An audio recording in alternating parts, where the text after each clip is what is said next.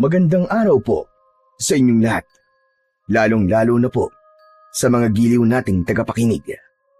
Sa araw po na ito, mapapakinggan po natin ang kwento ng may 10 taong gulang na batang si Fermin. Isang batang mapagmahal sa mga hayop.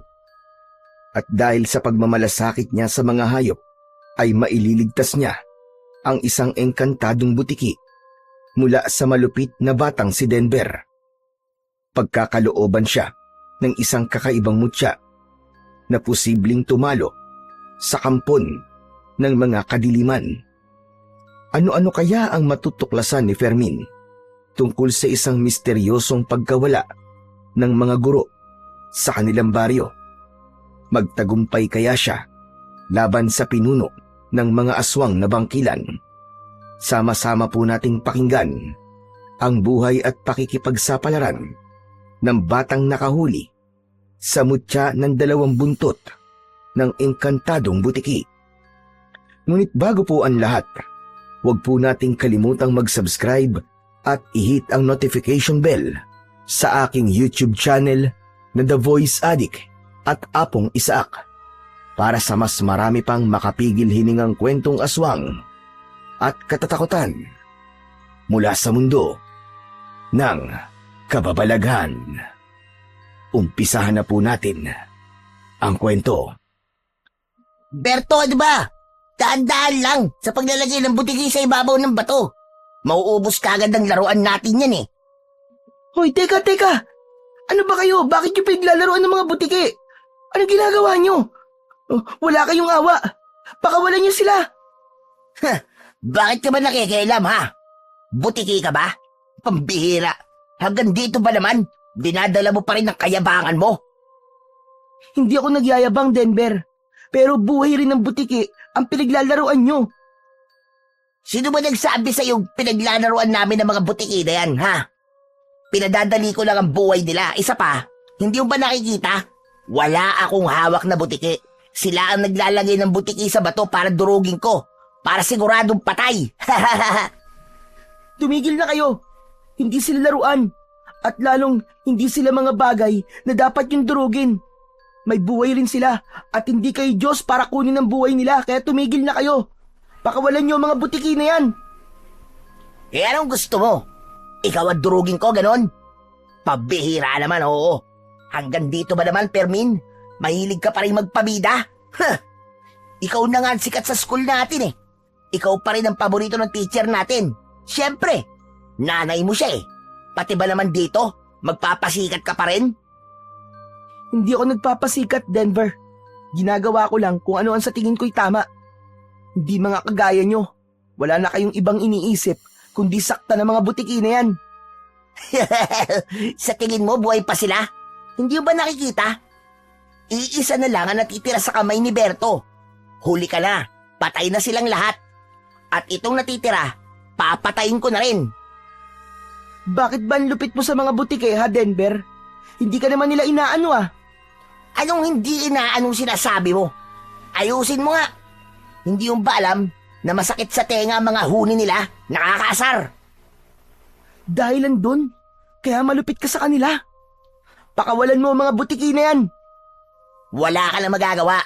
Gagawin ko kung anong gusto ko. Wala naman silang pakinabang eh. Nakakasura lang ang kanilang mga itsura. Pati ang huni nila, ang sakit sa tenga. Sige na, Berto.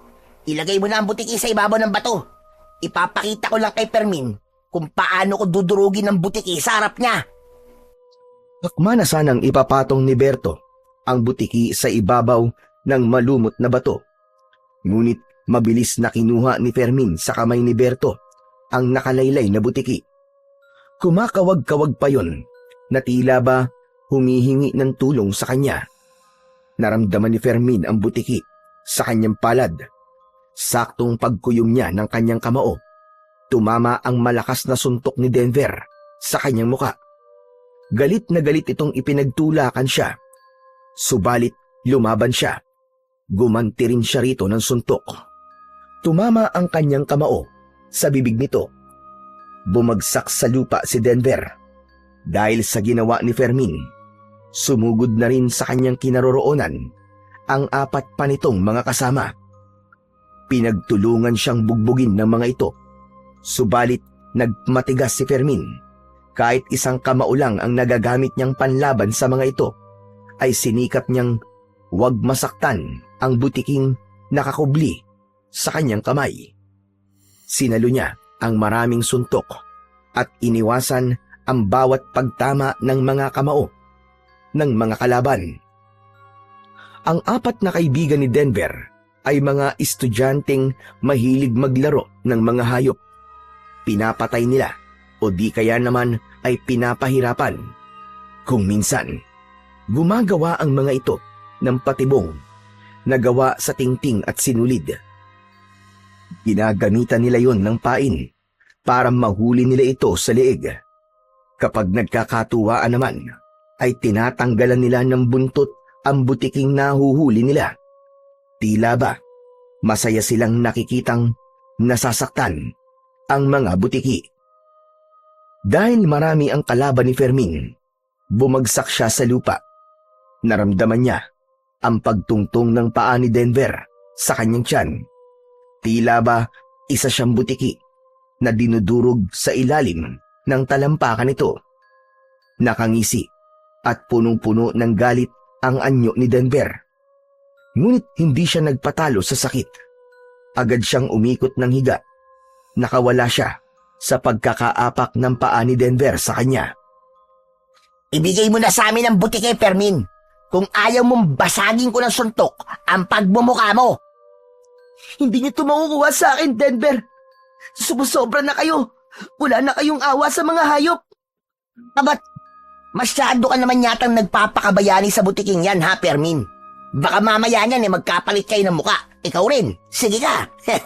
Baka hindi ka na makilala ng mga magulang mo. Umalingaw-ngaw ang tawanan sa paligid ni Fermin. Lahat ay nakatingin sa kanya habang nang aasar ang titig.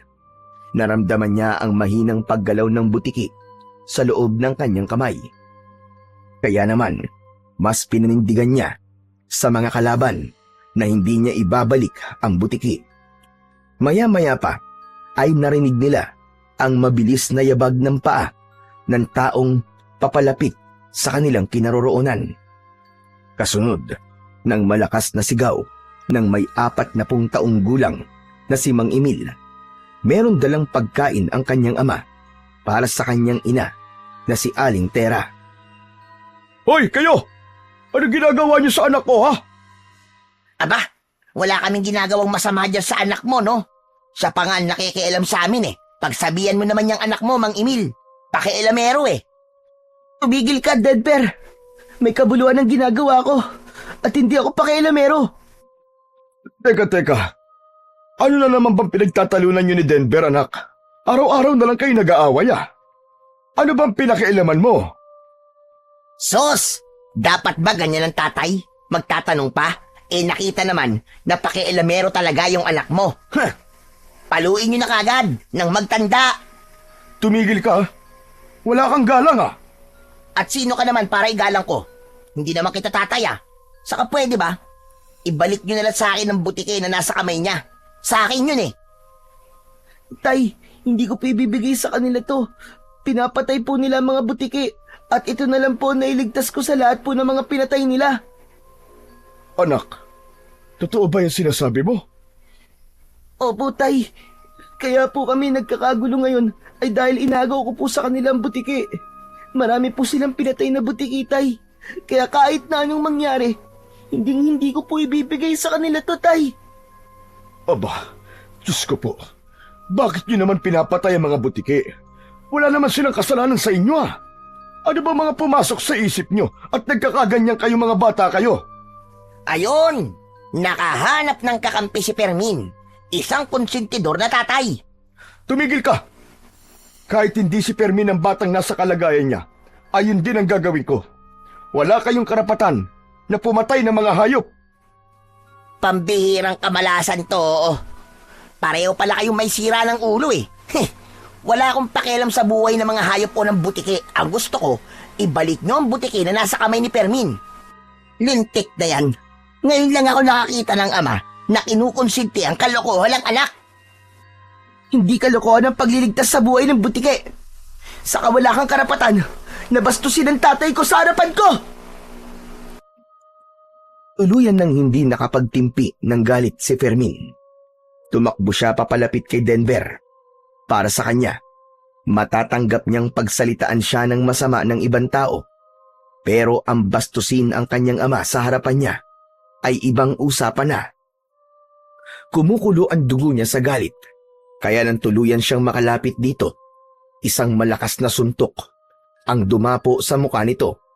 Kaya naman, bumagsak ito sa lupa habang namumula ang muka.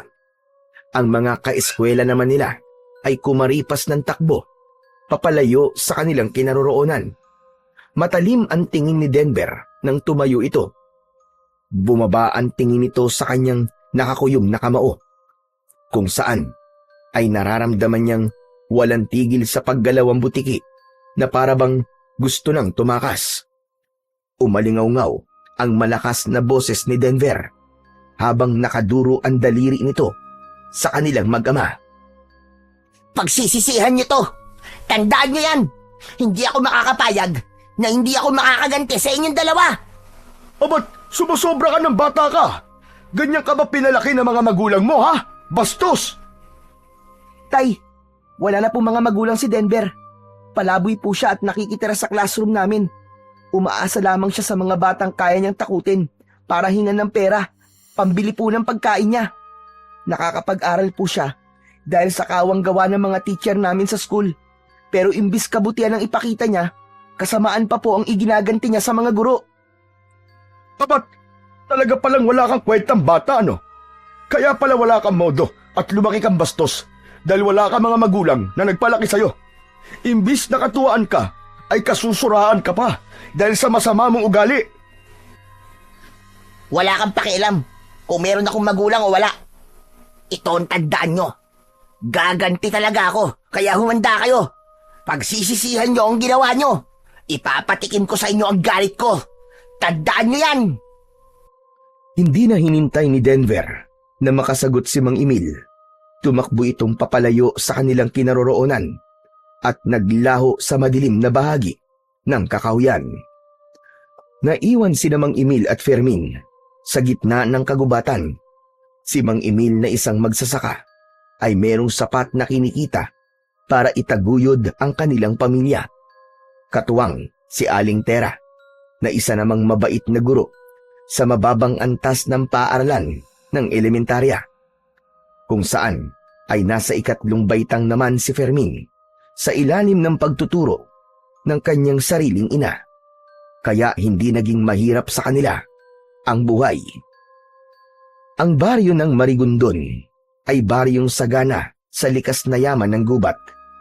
Pagsasaka ang pangunahing hanap buhay sa baryo at kadalasan ay dito nag-aangkat ang ibang mga magsasaka ng binhi na ginagamit nila sa pagtatanim ng palay. Ngunit kakaiba ang lugar na ito sapagkat matatagpuan dito ang maraming butiki na nakatira sa bahay ng mga tao. Kung minsan ay dinadayo ng mga sabongero ang kanilang lugar para maghanap ng sinasabing anting-anting para gamitin sa sugal. Yun ay ang buntot ng butike. Ngunit bihira lamang makakita ng ganong klaseng buntot. Pero matyaga pa rin ang iilan na maghanap ng nasabing agimat na magdadala raw ng swerte sa mga negosyo at sugal. Sa kabila ng kagandahan ng lugar ay merong misteryosong nangyayari sa kanilang baryo. Sa loob mismo ng paaralan na pinagtuturuan ni Aling Tera, marami na ang guro na napapabalitang nawawala sa silid na yon. Walang bakas na naiiwan at walang mga ebidensya na magpapatunay kung nasaan na nga ba ang mga gurong nawawala. Isang palaisipan na hanggang ngayon ay wala pa ring kasagutan. Kaya lang, sa kabila ng nakakatakot na kwento ng eskwelahan, ay napipilitan pa rin silang pumasok sa paaralan. Maya-maya pa ay naramdaman ni Fermin ang palad ng kanyang ama sa kanyang balikat. Ayos ka lang ba, ha anak? Hindi ka ba nasaktan? Ayos lang po ako, Tay. Sa susunod, huwag mo nang uulitin yun, ha? Mapapahamak ka eh. Hindi po ako natatakot sa kanila, Tay. Dahil ginagawa ko lang po yung tama. Kung hindi po ako kumilos kanina, baka napatay na po nila yung butiki. Kahit pa anak, isipin mo muna ang sarili mo. Baka masaktan ka nila eh. Halika na nga, sumama ka na lang sa akin, tanghali na. Baka gutom na ang nanay mo. Kayo na lang po ang pumunta kay nanay, Tay. Kailangan ko pa pong pakawalan ng butiki sa kakauyan eh. Hahanapan ko po siya ng maayos na tirahan. Pero baka naman, balikan ka rito ng mga lokong yun, anak. Hindi po yun, Tay. Hindi naman po ako magpapabugbog sa kanila eh. Mahalaga lamang po na mapakawalan to na po ang butiki sa gubat. Ay, sige. Ikaw ang bahala. Pero pagkatapos mo dyan, sumunod ka na kagad sa akin, ha? Nang hindi na ako nag-aalala sa'yo. Huwag ka na lang lalayo. Alam mo naman na maraming mababangis na hayop sa gubat na to. Opo, Tay. Pagkatapos magpaalam, ay umalis na rin si Mang Emil. Nahabol na lang ng tanaw ni Fermin ang papalayo niyang ama. Dala nito ang lunch bag ng kanyang ina para sa tanghalian. Maya-maya pa ay nagpasya na siyang maglakad papalayo sa lugar na yon. Naghanap siya ng puno na walang nakatirang mga langgam. Ramdam na ramdam ni Fermin ang pamamawis ng kanyang mga kamay. Ang hindi lang talaga niya maintindihan ay kung bakit galit na galit si Denver sa mga butiki. Nagtataka rin siya sa biglang pagbabago ng ugali nito. Mabuting tao at tahimik na bata si Denver. Sa katunayan, ay dati pa niya itong kaibigan. Kaya nga nakapag-aral ito dahil sa tulong ng kanyang ina. Hiniling niya kay Aling Tera na bigyan ng tulong si Denver para makapag-aral ito. Kaya lang, isang taon, pagkalipas ay bigla itong nagbago. Madalas ay nakikipag-away sa ibang bata. Kung minsan naman ay hindi kilala ang mga taong minsang tumulong dito. Hanggang sa unti-unting nasanay ang mga guro sa ugali ni Denver at pilit na lamang iniintindi ang ugali nito. Katuwiran ng mga ito ay mahirap ang pinagdadaanan ng batang lumaki nang walang mga magulang. Kaya iniiwasan na lang ng mga bata na makipag-usap at makipaglaro kay Denver. Ang natira na lamang na nagtsatsaga sa ugali ni Denver ay ang mga dati ring kaibigan ni Fermin. Pagkalipas ng ilang minutong paglalakad ni Fermin, ay narating niya ang tapat ng isang malaking puno na merong maaliwalas na paligid. Kaya hindi nagtagal, ay ibinuka na niya ang kanyang kamao. Ilalapag niya sana sa ugat ng puno ang butiki, ngunit tumambad sa kanyang paningin ang kakaibang kulay nito. Nakita niya ang kakaibang itsura ng buntot nito. Naputol yun at walang tigil sa pagkawag. Pinagmasdan niya ang malasangan nitong buntot. Parang dalawa. Nagpalinga-linga siya sa paligid at bumilis ang tibok ng kanyang puso. Diyos ko, anong klaseng nilalang to? Bakit parang kakaiba ka sa lahat ng butiking nakita ko? Ikaw na ba yung sinasabi nilang may dalang agimat ang buntot? Hindi umaalis ang butiki sa kanyang kamay habang ang buntot nito ay unti-unti nang humihina sa pagkawag o paggalaw. Yun ang reaksyon ng napuputol na buntot ng butiki. Isang buntot na maaaring magamit sa negosyo at sugal, pero kadalasan ginagamit yun laban sa masasamang elemento ng kalikasan. Mahal yun kung ibibenta niya, ngunit para kay Fermin, isa yung kabiguan dahil hindi niya nailigtas ng maayos ang butiki. Kaya pakiramdam niya ay meron siyang kasalanan sa pagkakaputol sa buntot nito. Likas kay Fermin ang maging maawain at matulungin sa mga hayop, lalo na kung ito ay isang butiki. Natutuwa siya kapag humuhuni ito ng malakas. Butiki, patawarin mo ako ha. Hindi ko nailigtas ang buntot mo. Pero ang mahalaga ay buhay ka naman at hindi ka tuluyang napatay ng mga kaibigan ni Denver. Pasensya ka na ha. Kung nakita mo ang naging kamatayan ng mga kalahi mo. Akas sa mukha ni Fermin ang labis na pagkadismaya sa ginawa ng grupo ni Denver. Awa rin ang naramdaman niya para sa butiki. Kinuha niya ang naputol na buntot nito, saka inilapag ang butiki sa ugat ng puno. Hindi ito agad umalis. Sa halip ay parang nakita niyang bumakas sa mga mata nito ang lungkot. Ipinakita niya ang kapirasong buntot at isinilid niya yon sa kanyang bulsa. Ang butiki ay may kakayahang magbigay ng babala sa pamamagitan ng kanilang huni. Nagmumula yon sa taling tinig o vocal cords sa English, partikular sa mga species tulad ng house gecko o butiki sa dingding. Hindi lahat ng butiki ay marunong gumawa ng tunog, pero ang mga karaniwang nakikita sa bahay sa Pilipinas ay kabilang sa mga vocal species o mga butiking nakakapaglikha ng tunog. Nakakabuo sila ng tunog sa pamamagitan ng lalamunan, gamit ang mabilis na paggalaw ng hangin. Karaniwan itong ginagamit bilang babala sa ibang butiki, panliligaw o reaksyon sa panganib. Mas madalas marinig ang huni ng butiki sa gabi, lalo na kapag tahimik ang paligid. Meron din pamahiin ang pinaniniwalaan ng mga matatanda. Kapag tumitik-tik daw ang butiki habang may nagsasalita, sinasabing totoo ang sinasabi nito. Ang ilan naman ay kapag humuhuni ang butiki ay meron daw darating na bisita.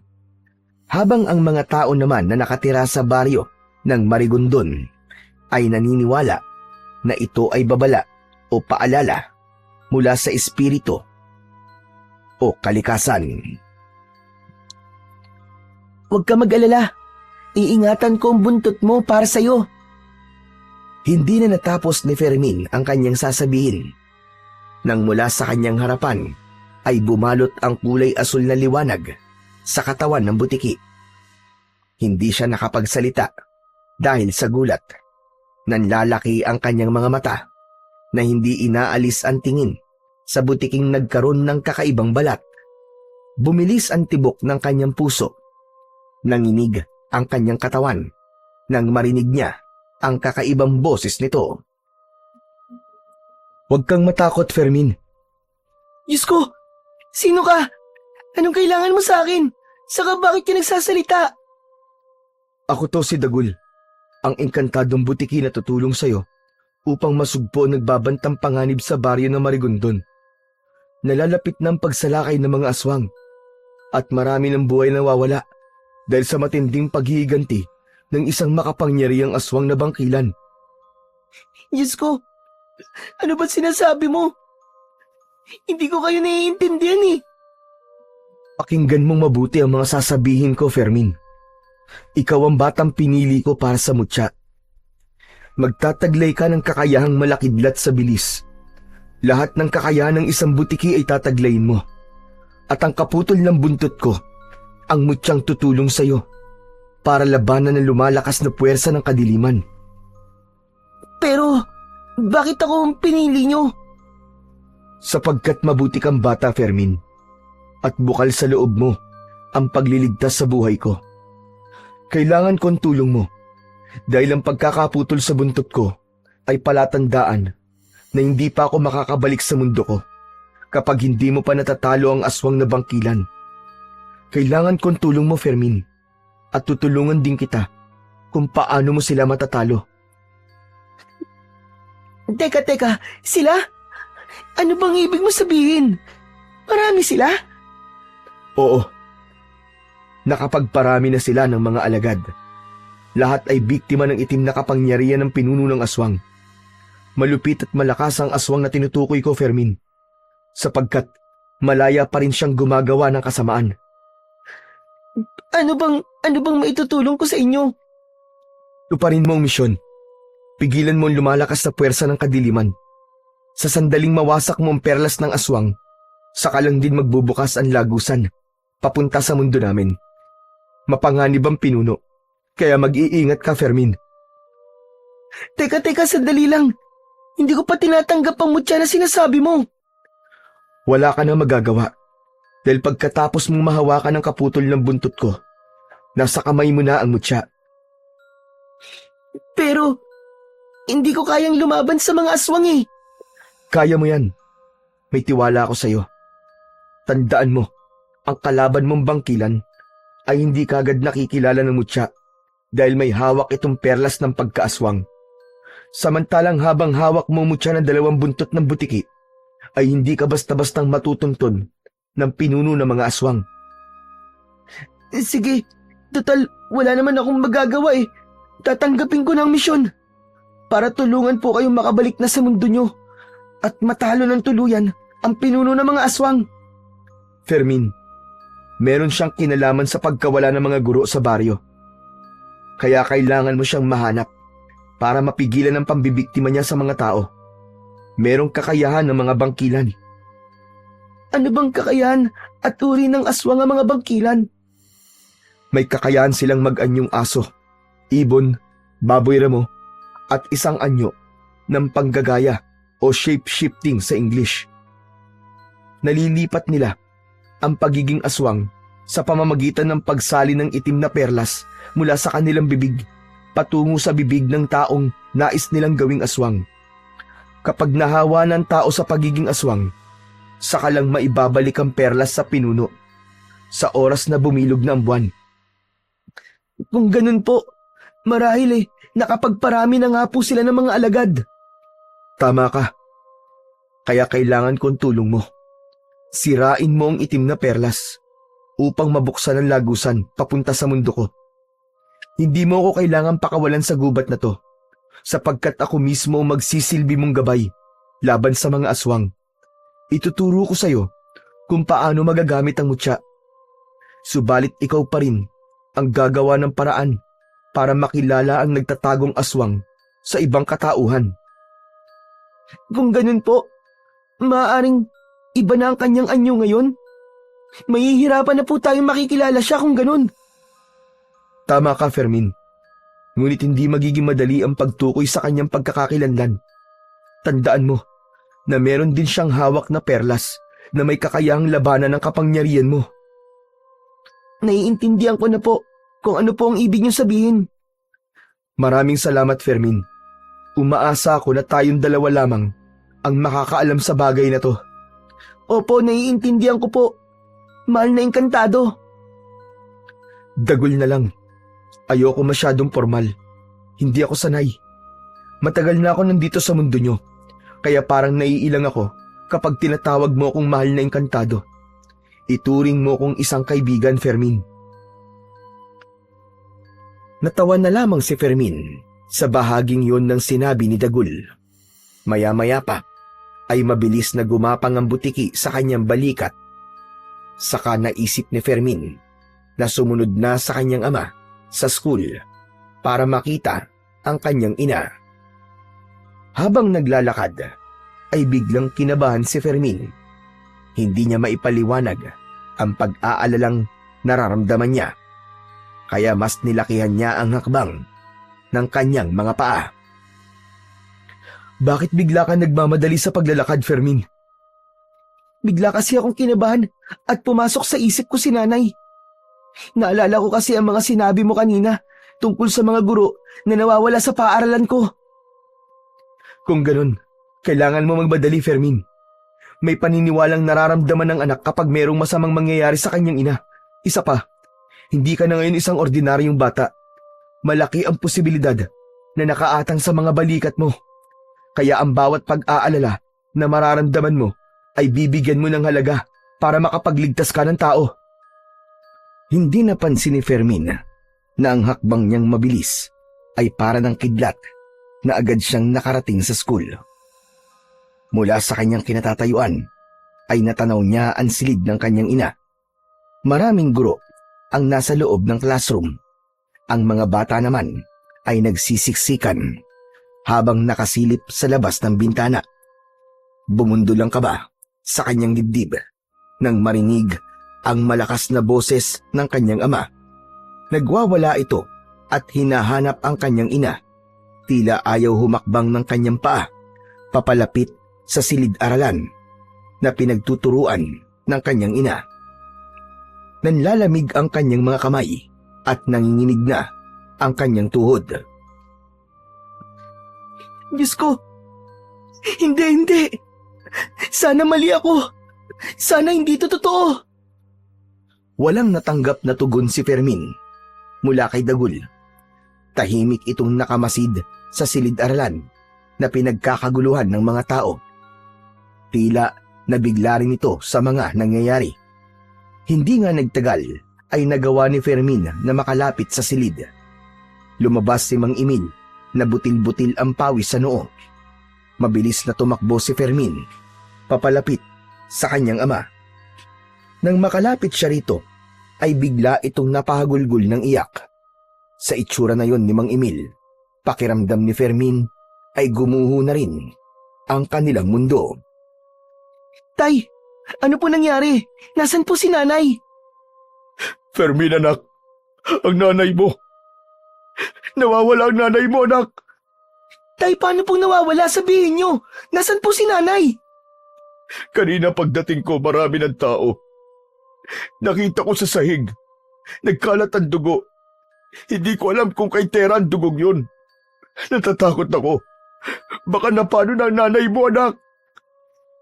Ang ibig niyo po ba't sabihin, tay? Wala na po si nanay? At kagaya po sa mga gurong nawawala, hindi na rin po ba natin makikita si nanay? Ganun po ba? Oo, anak. Diyos ko, nasan ka na, Tera? Sana'y walang nangyaring masama sa'yo.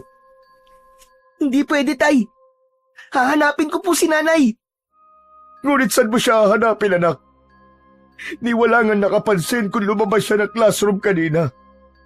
Dahil oras yun ng tanghalian ng mga bata.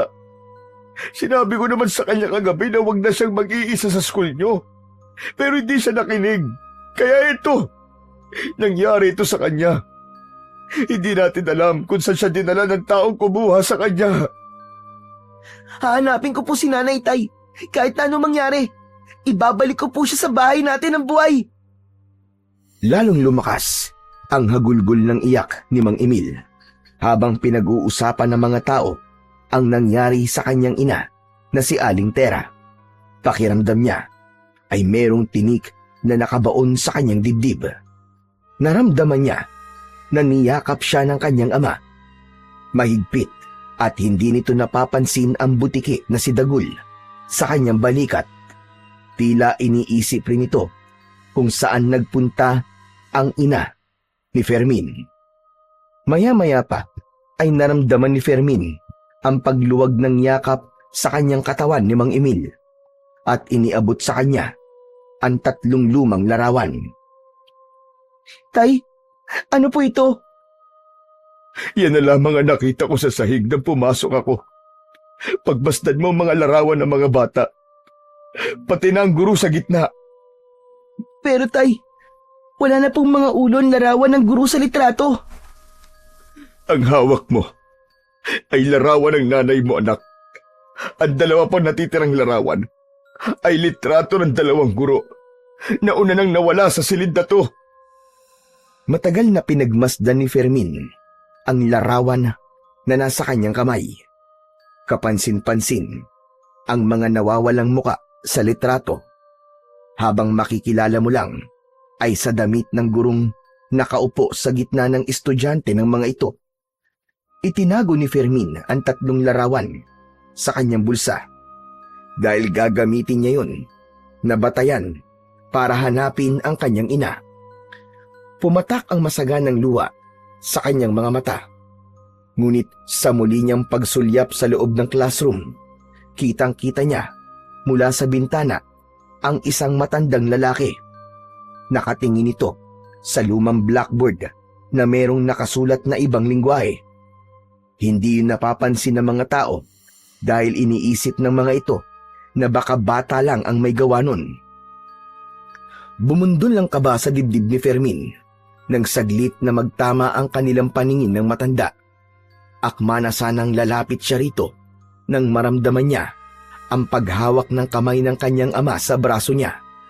Saglit siyang napatingin sa gawin ng kanyang ama, ngunit muli niyang sinulyapan ang matanda sa loob ng kanilang silid-aralan. Pero wala na ito, at kahit saan siya tumingin, ay naglaho na ang matanda. Anak, bakit yun? Wala po, tay. Parang may nakita lang po akong matandang lalaki sa loob ng school. Pero wala naman akong nakikita, anak ah. Mahaba po ang buhok niya. Pero bigla po siyang nawala eh. Baka namamalik mata ka lang, anak. Halika na, umuwi na muna tayo. Nai-report ko na kay Kapitan na nangyari sa nanay mo. Tay, parang ayoko pa pong umalis sa school. Anak, mas lalo lamang tayo masasaktan kung maiisip natin na posibleng may nangyaring masama sa iyong ina. Kaya tara na. Tapat na po ang dugong nakita niyo sa saig, tay. Para masabing may nangyaring masama talaga kay nanay. Ramdam na ramdam ni Fermin ang hirap na pinagdadaanan ng kanyang ama. Kaya wala siyang nagawa kundi samahan itong umuwi sa kanilang bahay. Habang si Dagul naman ay tahimik na nakamasid sa bawat nangyayari sa paligid. Hanggat walang katawan, huwag kang mag-isip na patay na ang nanay mo, Fermin. Sa halip, kailangan mo magpakatatag. Hanapin mo kung saan pwedeng dinala ang nanay mo. Kailangan mo magbadali para maabutan mo pa siyang buhay. Pero saan ko naman nahanapin si nanay? Wala ka ba talagang kapangyarihan para makita ko nanay ko? Patawarin mo ko, Fermin. Pakikipaglaban gamit ang mutya ang kaya kong maibigay na tulong sa'yo. Pasensya na. Ikaw lang ang may kakayahan na maghanap sa iyong ina. Isang malalim na buntong hininga ang pinakawalan ni Fermin. Pakiramdam niya ay mas lalong bumigat ang dibdib niya dahil sa sinabi ng engkantadong si Dagul. Habang tinatahak nila ang daan papunta sa kanilang bahay, ay abala pa rin sa pag-iisip si Fermin kung saan ba niya hahanapin ang kanyang ina. Pagkalipas ng ilang minuto, ay narating nila ang kanilang bahay. Wala silang imikang mag-ama. Tig-isang gilid sila sa sala habang malalim ang mga iniisip. Ni hindi na nga napansin ni Fermin kung paano lumipas ang oras. Namalayan na lamang nilang mag-ama na madilim na ang paligid. Muling sinulyapan ni Fermin si Mang Emil. Tahimik itong nakaupo sa harap ng lamesa. Sa ibabaw ay ang maliwanag na ilaw ng gasera. Tahimik na nakaupo si Mang Emil sa bangkong kahoy. Hawak ang lumang panyo na basang-basa na sa luha. Ni hindi niya kailanman nakita ang kanyang ama na ganun ang itsura. Ang dating matatag na haligi ng tahanan, ngayon ay tila pinagbagsakan ng langit at lupa. Isang malalim na buntong hininga ang pinakawalan niya. Saka humakbang papalapit sa kanyang ama. Mabilis naman itong pinahid ng likod ng palad ang mga luhang umaagos sa pisngi nito. Ngunit ang lungkot ay bakas pa rin sa bagsak ng balikat ni Mang Emil. Parang pinipiga ang puso niya sa nakikitang sitwasyon ng kanyang ama. Tayo na pong ginagawa niyo rito. Ba't di pa po kayo natutulog? Mahina niyang tawag, ngunit hindi siya nilingon nito. Tahimik itong nakaupo at nakayuko na para bang nagdadasal na sana ay panaginip lamang ang lahat. Ang butiki namang si Dagul ay palagi nang nakakapit sa kanyang balikat. Nakikinig ito ng kanilang usapan, ngunit hindi nagsasalita. Ang mga hikbi ni Mang Emil ay parang karayom na tumutusok sa kanyang puso. Masakit at paulit-ulit na gumuguhit sa kanyang pandinig. Maging ang garalgal nitong boses ay parang malamig na tubig na unti-unting nagpapahina sa kanyang tuhod. Alam niya kung gaano nito kamahal si Aling Tera. Kaya labis ang pag-aalala nito sa pagkawala ng kanyang ina. Lumapit si Fermin sa tabi ng kanyang ima at pinatong niya ang kanyang palad sa balikat nito. Hindi siya bastag nawala, Fermin. Aswang ang may gawa nun sa kanya. Bulong ni Mang Emil. Halos hindi marinig. Si Fermin naman ay tila hinihintay ang paliwanag ng kanyang ama kung bakit naisip nitong aswang ang kumuha sa kanyang ina. May nararamdaman akong kakaiba. Parang merong nilalang ang unti-unting umuubos sa mga guro o sa baryo natin. Paano niyo po na sigurong aswang po ang kumuha kay nanay, Tay? Isang malalim na buntong hininga ang itinugon ni Mang Emil sa tanong na yon ni Fermin. Tumahimik siya at napatingin ng malungkot sa gaserang kaharap ng kanyang ama.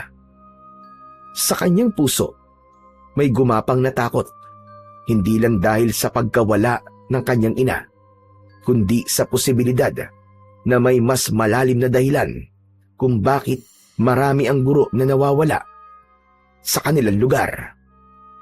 Biglang natigilan si Fermin nang marinig ang paghuni ng butiki sa bubong ng kanilang bahay. Isang kumpirmasyon o babala. Palatandaan yon na totoo ang sinasabi ni Mang Emil. Kung ganun, kailangan na po natin talagang kumilos para hanapin po si nanay, Tay. Naniniwala pa po akong buhay pa po si nanay. Hindi po tayo dapat sumuko. Pero hindi ko alam kung saan ako magsisimula, anak. Magulong-magulo ang isip ko ngayon. Siya nga po pala, Tay. Ipaghahanda ko po muna kayo ng pagkain. Kanina pa po kayong hindi ko makain eh. Wala akong ganang kumain, anak. Ikaw na lang muna ang kumain, sige na. Pero Tay, baka naman po magkasakit kayo niyan. Kahit konti lang po sana kumain po kayo. Babayaan mo na muna ako mapag-isa, Fermin. Huwag ka mag-alala, anak. Hindi rin naman ako makakakain ito ng maayos eh. Sige na, matulog ka na. Sige po, Tay. Kayo pong bahala.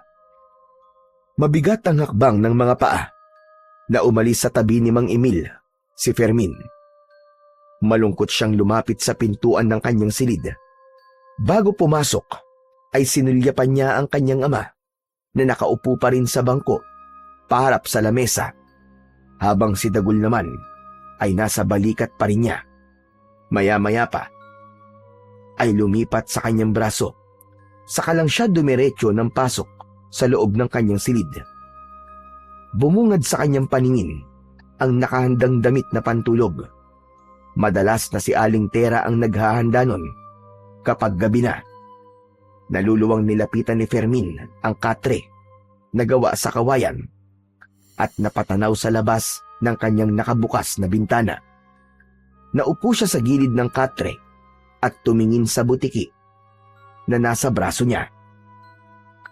Anong iniisip mo, Fermin? Natatakot ako, Dagul. Paano kung patay na si nanay? Paano kung nakuha na siya ng bangkilan? Hindi ko masasagot ang tanong na yan, Fermin. Pero kung gusto mo, umalis tayo at maglibot sa paligid ng paaralan. Malakas ang kutob kong nandun ang sagot sa katanungan mo. Isang malalim na buntong hininga ang pinakawalan ni Fermin. Sabay tanaw sa labas ng bintana. Napatayo siya nang makita ang matandang lalaki na nakatayo sa tabi ng puno. Nakatingin ito sa kanila, pati na sa butiki na nasa kanyang braso. Bumundol ang kaba sa kanyang dibdib. Kilala niya ang matandang nasa tapat ng kanyang bintana. Yun din ang matandang nakita niya sa loob ng classroom ng kanyang ina. Dala ng kagustuhang makilala at makausap ni Fermin ang matanda. Tumalon siya mula sa bintana, ngunit tumalikod ang matanda. Mabilis ang tibok ng kanyang puso na nagmamadaling tumakbo at hinabol ang naglalakad na matanda. Sinadya niyang hindi lumikha ng ingay upang hindi marinig ng kanyang ama. Lolo! Lolo, sandali lang po! Huwag po muna kayong umalis! Fermin, hindi natin siya kilala. Huwag tayong sumunod sa kanya. Dagul, malakas ang kutob kong may alam siya sa mga nangyayari sa paligid natin. Hindi siya masamang tao. Baka matulungan niya tayo. Huwag ka mag-alala. Mararamdaman ko kung masama siyang nilalang. Pero huwag mo rin kalilimutan, merong kakayahan ng bangkilan na mag-anyong tao. Kaya nitong gayahin ang mukha ng mga taong naging biktima niya. Pati boses, kaya rin niyang gayahin. Huwag mo na siyang sundan, Fermin. Nag-aalala ako na baka makuha niya sa iyo ang mutya. Alalahanin mo rin na merong itim na perlas ang aswang na bangkilan. Pero hindi nakinig si Fermin. Diretso ang kanyang hakbang sa paghabol sa naglalakad na matanda. Tila sinasadya nitong pasunurin siya. Ngunit may tiwala siya sa kanyang nararamdaman. Malakas ang kutob niyang may alam ang matanda tungkol sa mga aswang na bangkilan at kung bakit marami ang guro na nawawala sa baryo nila. Lolo, teka! Sandali lang po! Huwag po muna kayong umalis! Bakit po kayo pumunta rito? Nakita ni Fermin na huminto sa paglalakad ang matanda sa tapat ng maliwanag na sikat ng buwan. Humarap ito sa kanya at bakas ang lungkot sa mga mata nito. Hindi niya nararamdaman ang mabigat na enerhiya mula sa matanda. Sa halip, sinasabi ng kanyang puso na ang matandang kaharap niya ay makakatulong sa kanya para mahanap ang kanyang ina na si Aling Tere. Umaasa pa rin siyang buhay pa ang kanyang ina. Lolo, ano pong ginagawa niyo sa tapat ng bintana ng kwarto ko? Alam ko po na meron po kayong gustong sabihin sa akin. Meron po ba kayong alam kung bakit nawawala po si nanay? Pasensya na iyo. Pero wala akong alam sa pagkawala ng nanay mo. Subalit malakas ang kutob kong nasa school ng kasagutan sa mga tanong mo. Sino po ba kayo, Lolo? Ako si Sergio, ang asawa ni Magda. Ang matandang guro na nauna nang nawala sa classroom na yon. Kasunod ng pagkawala rin ng anak kong si Elaida na isa ring guro. At ngayon naman, ang nanay mong si Tera, ang sunod na nawala. Gulat at hindi agad nakapagsalita si Fermin. Pagkatapos niyang marinig ang sinabi ni Lolo Sergio, maging si Dagul ay hindi rin nagsalita para kontrahin ang sinabi ng matanda. Marahil ay nararamdaman din ni Dagul na nagsasabi ng totoo ang matandang lalaki. Baka sa mukha nito ang lungkot at sakit sa pagkawala ng mga mahal nito sa buhay dahil sa paggaralgal ng boses nito. Pinagmasdan ni Fermin si Lolo Sergio. Suot nito ang kulay puting damit at maong nakupasin. Ito marahil ang matandang albularyong antingero na nakatira sa kagubatan. Lumapit sa kanya ang matanda, habang si Dagul naman ay nananatiling nakatingin kay Lolo Sergio. Mula sa braso ay umakyat ang butiki sa kanyang balikat. Tila sinusuri ng engkantadong butiki ang kaharap niyang matanda. Mangyayari din po ba kay nanay ang nangyari po sa pamilya niyo, Lolo Sergio? Tulungan niyo po ako. Sana matuldukan na ang pagkawala ng mga guro sa baryong ito. At sana hindi rin mangyari sa nanay mo ang nangyari sa pamilya ko. Matagal na akong naghahanap sa aswang na bangkilan. Malakas ang kutob ko na siya ang kumuha sa nanay mo. Kaya lang, mahihirapan tayong hanapin ang aswang na bangkilan dahil maaaring iba na ang kanyang itsura sa ngayon. Kung ganun po, may posibilidad na nakakasalamuha po natin sila. Oo, maaaring nakakasama nga natin sila. Malakas ang aswang na bangkilan at mahirap huliin. Wala akong laban sa kanila. Maliban na lang kung merong mutya ng 2 buntot ng inkantadong butiki. At yun ang totoong pakay ko. Kaya kita pinuntahan sa bahay mo. Matagal na hindi nakapagsalita si Fermin dahil inisip niya na hindi maaaring malaman ng matanda na nasa kanya ang mutya. Kaya naman, hinintay niyang magsalita si Dagul. Pero wala siyang narinig na boses mula sa inkantadong butiki. Marahil ay ayaw ni Dagul na malaman ng matanda na merong kakayahan ng butiki na makapagsalita. At higit sa lahat, hindi pa lubos ang pagtitiwala nito sa matanda. Kaya naman, muling nagtanong si Fermin. Kaya po bang tapatan ng mutya ang lakas ng aswang na bangkilan? Oo, sapagkat yun lamang ang nag-iisang pangontra sa kanila. Sa sandaling tumapat ang mutya sa aswang na bangkilan, ay masusunog ang kanilang balat. Ngunit kung ang bangkilan ay may itim na perlas, hindi siya tatablan ng kapangyarihan ng mutya. Kailangan mo pa rin siyang labanan, ayon sa sarili mong kakayahan. Ngunit malaki ang maitutulong ng mutya para labanan ang mga alagad nito. Kung ganun po, paano po siya makikilala ng mutya? Takot siya sa butiki.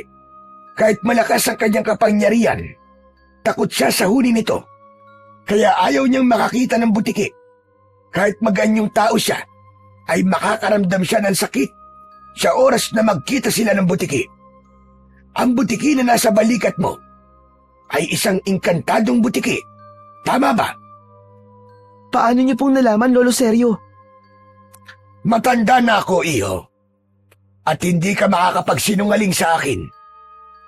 Patay! Paano niyong nalaman, Fermin? Hindi ko naririnig ang boses ng butiki. Ngunit alam ko na may kakayahan siyang makapagsalita na tanging ikaw lamang ang nakakarinig.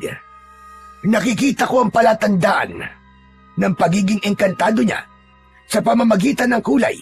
Alam ko rin, nasa bulsa mo ang buntot niya na magagamit mo laban sa mga aswang. Hindi po ako makapaniwalang alam niyo po ang lahat tungkol sa engkantadong butiki.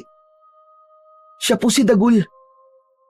Meron akong isang mahusay na mandirigma na inutusan kong lumaban sa aswang na bangkilan.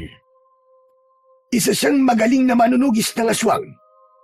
Kahit wala siyang taglay na kapangyarihan, ay matapang niyang natatalo ang mga halimaw gamit ang kanyang sandata. Ngunit merong isang babae na nagpatibok ng kanyang puso. Tinalikuran niya ang pagiging manunugis ng aswang at namuhay ng tahimik. Kaya sa unang pagkakataon, ay nabigo akong hanapin ang aswang na kumuha sa pamilya ko. Magmula noon, naghanap ako ng butiki na may ganyang kapangyarihan at sinabi ko sa sarili ko na ako na lang ang lalaban sa mga aswang na yon. Pero ako po ngayon ang nagtataglay ng mutya. Kaya nga kailangan ko ng tulong mo, Fermin. Kailangan nating alamin kung ano pa ang mga ebidensyang mahanap natin sa classroom na yon. Naalala ko po na meron pong 3 lumang larawan na nakuha si tatay sa lugar kung saan po nawala si nanay. Sandali lang po at kukunin ko lang po sa loob ng bulsa ko.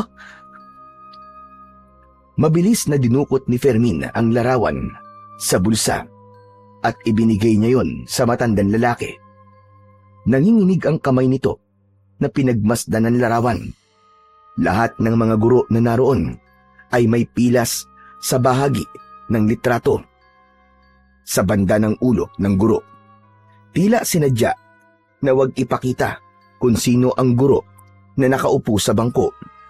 Pero natitiyak niyang yun ang mga gurong una nang nawala. Ngunit kapansin-pansin ang blackboard sa likuran ng mga batang nasa larawan. Merong nag-iisang lengguwahe na hindi maintindihan kung ano ang ibig sabihin. Ibinalik ni Lolo Seryo ang larawan sa kanya at naluluwa ang mga mata nitong tumalikod na kay Fermin. Saka naman nagsalita si Dagul. Mukhang tama ang kutob ko, Fermin. Nasa loob mismo ng classroom ang kasagutan. Kailangan mo magmatsyag sa mga nangyayari sa classroom na yun tuwing gabi. Tama ka, Dagul. Yun din ang hinala ko.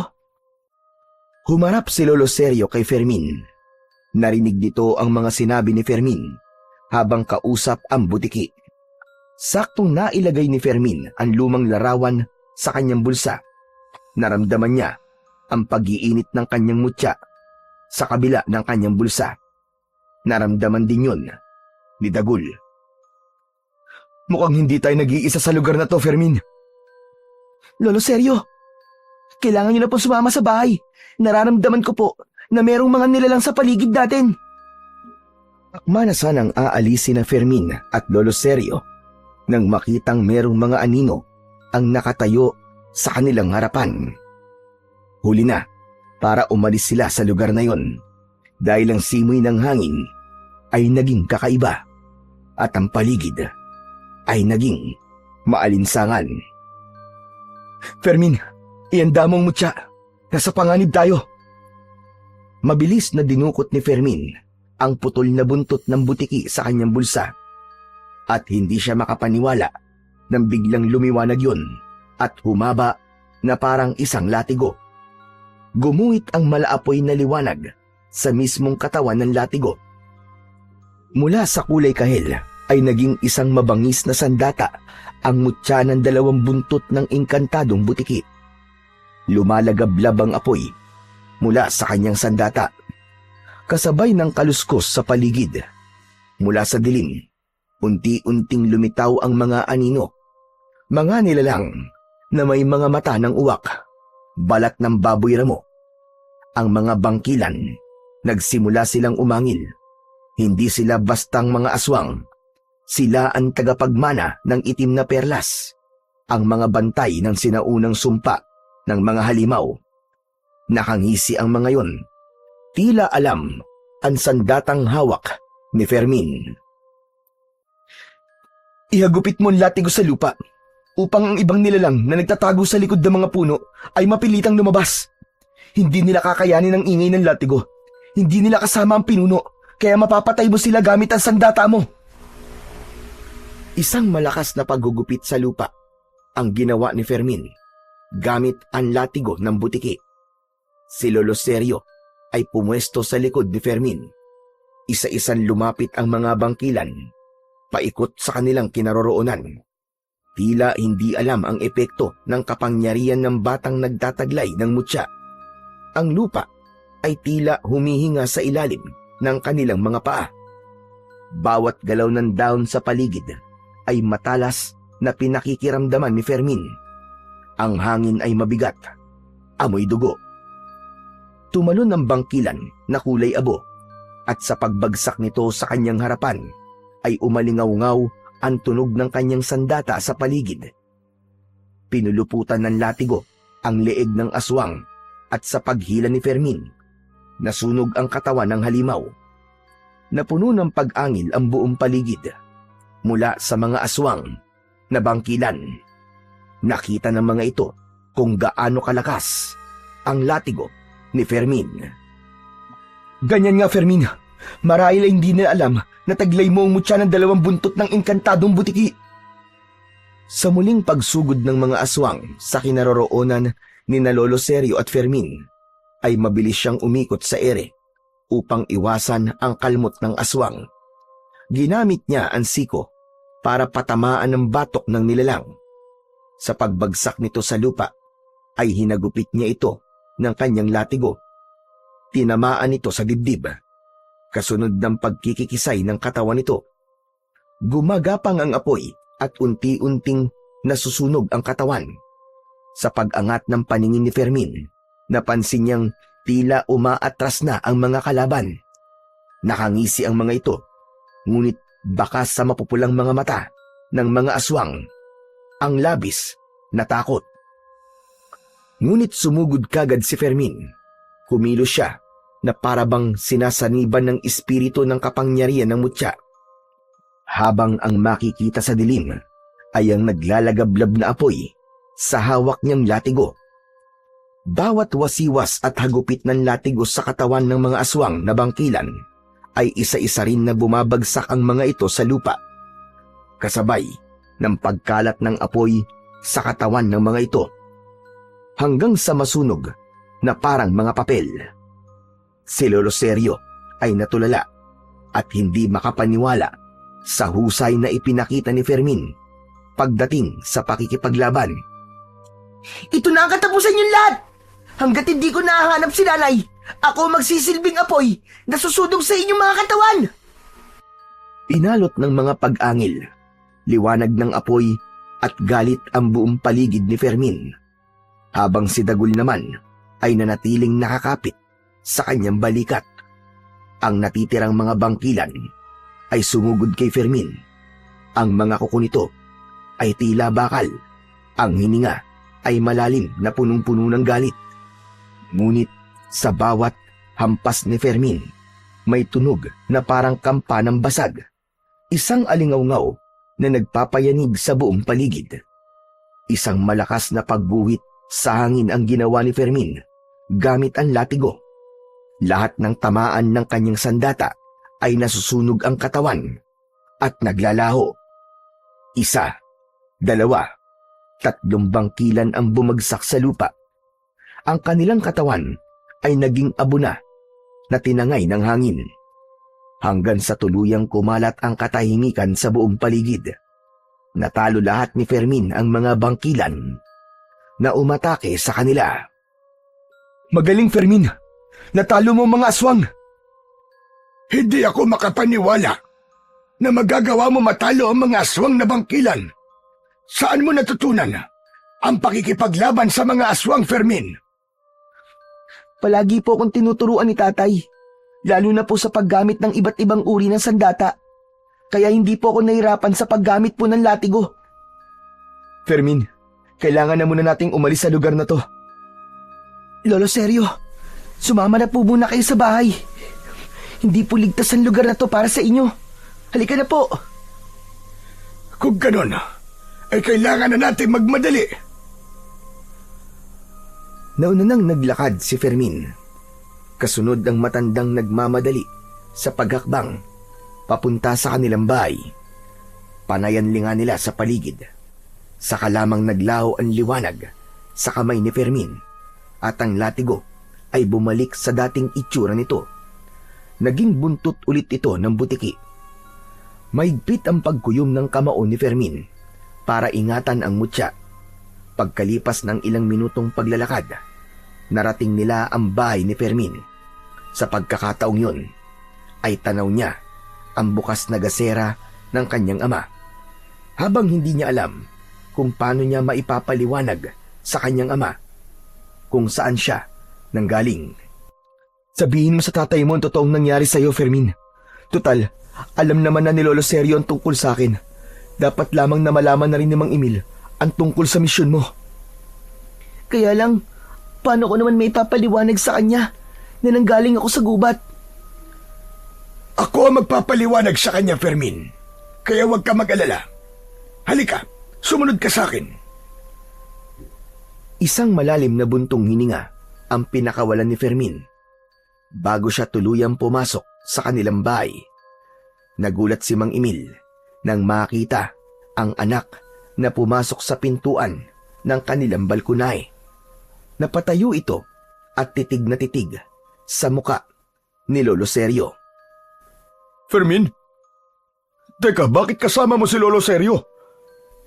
Kilala niyo po si Lolo Sergio, tay? Oo. At bakit kasama mo siya? Magpapaliwanag po ako, tay. Pero hindi ko po alam na kilala niyo po pala si Lolo Sergio. Natigilan ng kanyang ama at nagpalipat-lipat ang tingin sa mga damit nila. Bumakas ang mukha nito ang pag-aalala at napasulyap sa nakatayong matanda. Teka, ano nangyari sa inyo? Bakit magkasama kayo ni Fermin, Lolo Sergio? Hindi sinasadya ang aming pagkikita. Pasensya na po, tay. Lumabas po ako nang walang paalam. Fermin, hindi ikaw ang kinakausap ko. Lolo Sergio, anong ginagawa niyo rito? Gusto ko lang sanang tumulong para mahanap si Tera. Hindi ko inaasahan na bigla kaming sasalakayin ng mga aswang na bangkilan. Hindi po ba't sinabi ko na sa inyo na huwag niyong lalapitan ang anak ko kahit kailan? Hindi na po ako babalik. At hindi po ako papayag na si Fermin ang gawin niyong manunugis ng mga aswang. Nakita niyo na kung ano nangyari sa anak ko. Muntik na siyang mapahamak. Tay, wag po kayo magalit kay Lolo Sergio. Wala po siyang kasalanan, Tay.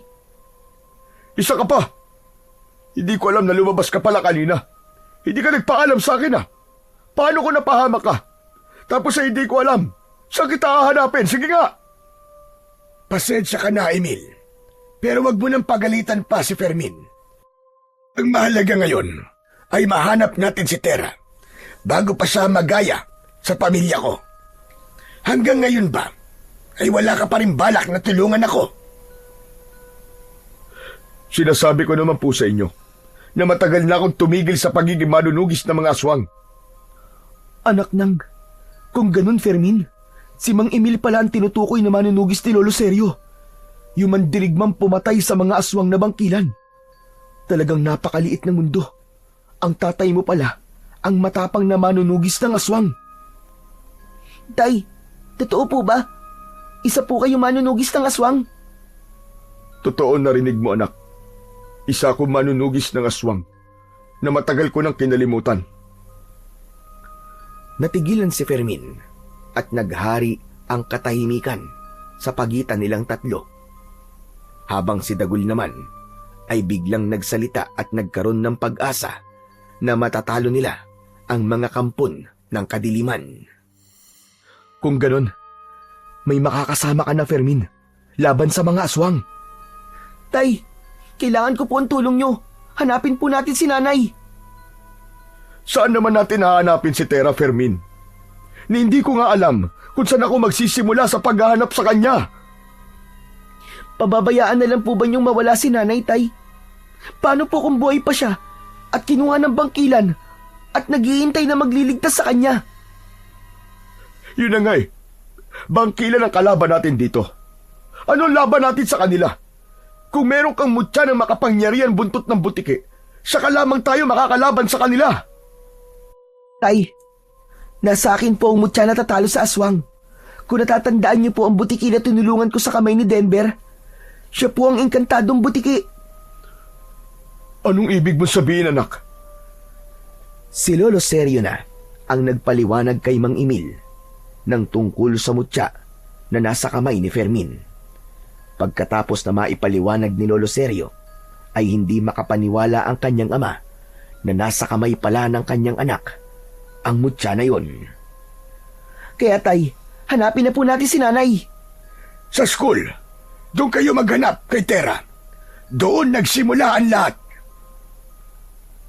Nang marinig ng mag-ama ang sinabi ni Lolo Sergio, nang hihinang napaupo si Mang Emil sa bangko, tahimik itong napatanaw sa malayo, bakas ang takot sa mga mata.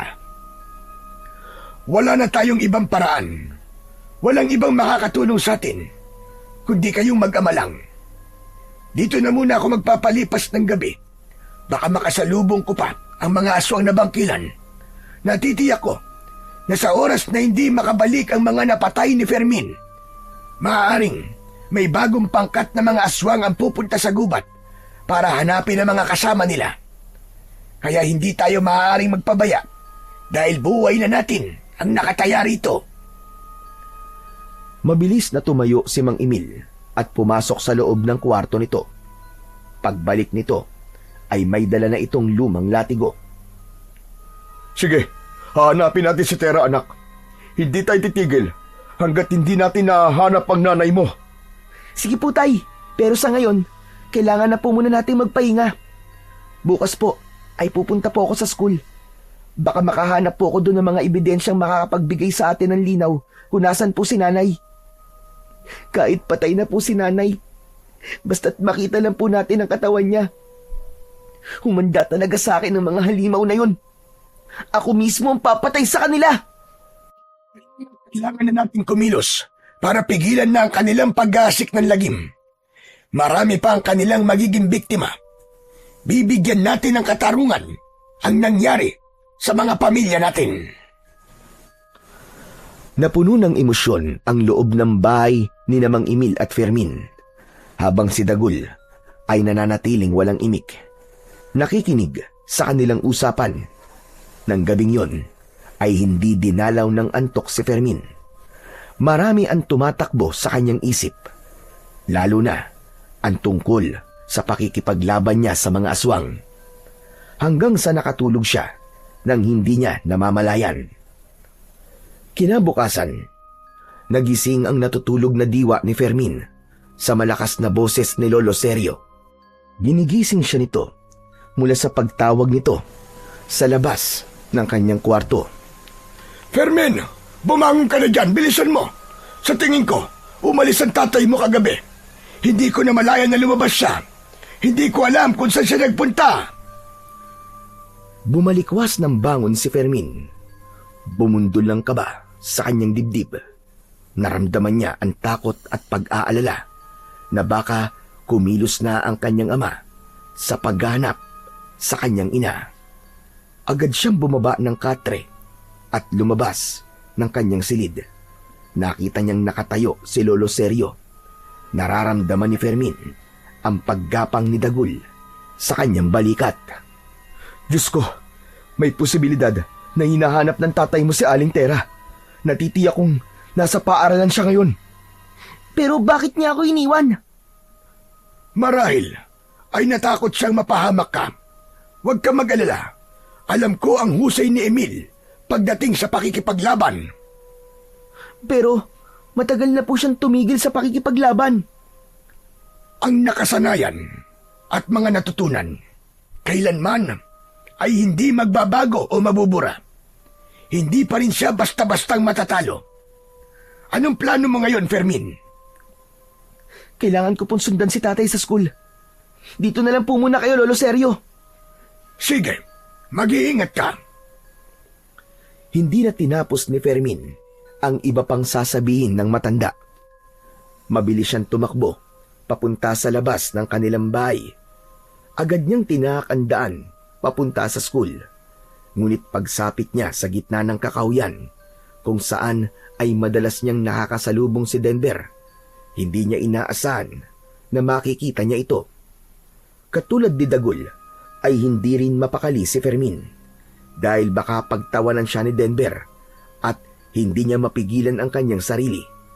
Si Denver, ang batang hindi tumitigil kapag hindi nasasaktan ng kaaway. Ang kaninang nagmamadaling si Fermin ay dahan-dahan ng humakbang papalapit kay Denver. Nakangisi ito na tila ng aasar. Malayo pa ay nagsalita na si Denver. Kumusta naman ang batang ulila na sa ina? Mabuti na rin yung nangyari. Tingnan mo. 2 araw na kaming walang pasok. O di ba ang saya? Kumusta naman? Ilang araw din naman tayong hindi nagkita. Wala ka bang sasabihin? Wala akong sasabihin sa'yo, Denver. Mabuti pang makipag-usap sa mga butike kaysa makipag-usap sa inutil na batang katulad mo. Palibasay wala kang ina, kaya hindi mo alam kung gaano kasakit mawalan ng nanay. Kung sa bagay, manhid ka. Wala kang pakiramdam. Sarili mo ang mga magulang iniwan ka. Tila napikon si Denver sa sinabi ni Fermin. Kaya naman, iniilang hakbang lang nito ang pagitan nilang dalawa. Dinakot nito ang kanyang damit. Anong sabi mo, ha? Baka gusto mong basagin ko ang pagbumuka mo. Ginagawa yan, Denver. Hindi sinasabi. Dahil sa malakas na pagdakot ni Denver sa kanyang damit, ay biglang lumitaw ang ulo ni Dagul sa balikat ni Fermin. Kitang-kita niyang nanlaki ang mga mata ni Denver. Malaki ang hakbang ng paa na napaatras ito papalayo kay Fermin. Kasabay ng malakas na pagsigaw nito, ramdam niya ang panginginig sa boses ni Denver. Maging ang biglang pagtaklob nito ng palad sa muka. Nagtataka ang mga kasama nito nang bigla itong kumaripas ng takbo. Mabilis itong nawala sa madilim na bahagi ng kakahuyan. Kaya ang 5 kasama nito ay sumunod din kay Denver. Naiwan si Fermin na biglang nagtaka sa reaksyon ng mortal niyang kaaway. Fermin, napansin mo rin ba? Natakot siya sa akin Hindi mo ba nakita ang usok sa mukha niya? Mabilis ang pangyayari, Dagul Kaya hindi ko napansin ang usok sa mukha niya. Ang nakita ko lang ay ang takot na takot siya sa'yo. Nang makita ka niya para siyang napapaso. Hindi kaya yun ang dahilan kung bakit pinapatay niya ang mga butiki. Takot siya sa butiki. Pero nakita ka niya nung hindi pa napuputol ang buntot mo, di ba? Pero hindi siya ang humahawak sa akin, Fermin. Isa pa, wala akong kapangyarihan kapag buo ang buntot ko. Dahil hindi pa naman naipapasa sa'yo. Masama ang kutob ko sa kanya, Fermin. Hindi kaya siya ang pinuno ng bangkilan? Pero ang sabi ni Lolo Sergio, hindi tinatablan ng aswang na bangkilan ang kapangyarihan ko dahil meron siyang itim na perlas. Pero ang alam ko, Fermin, sa gabi lang niya yung dinadala. Dahil sa gabi lang din sila umaatake at nagkakaroon ng kakaibang anyo. Kailangan natin masiguradong siya nga ang aswang. Humanda siya sa akin kapag napatunayan kung siya ang may gawa sa pagkawala ni nanay. Hindi ko siya mapapatawad. Kailangan kumilos ka na. Natitiyak kong babalik siya dahil alam na niya na nasa iyo ang mutya. Sa sandaling magharap kayo ay mawawalan siya ng kakayahang manggaya ng muka at magpalit ng anyo.